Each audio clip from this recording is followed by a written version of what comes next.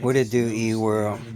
So, I know it's been kind of slow going on me starting to weld on this pack I was working on. But I knew I might be changing the shape of it a little bit. Well, I wasn't for sure. And come to find out, I did have to change the design a little bit. So as you can see, the 19S stage and the 20S stage is going to take a different shape. I actually had to offset the 19S stage up a little bit higher where it is now, and the 20S stage is actually going to make this little P shape right here.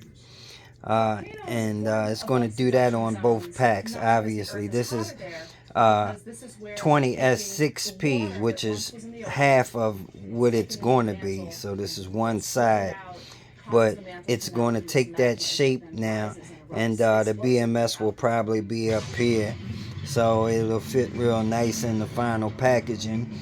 But that, and it took me this long to get my my power supply to run my K-Weld to actually give me a strong, consistent 2000 amp pulse without the batteries crying and getting hot and acting like they ready to go in the thermal runaway. So I had to make a large pack for that, which is now 3S16P pack, and I got a one farad stiffening capacitor parallel to that car audio capacitor, and it's being charged with that little 10 amp power supply right there to keep the voltage up nice and keep it nice and level.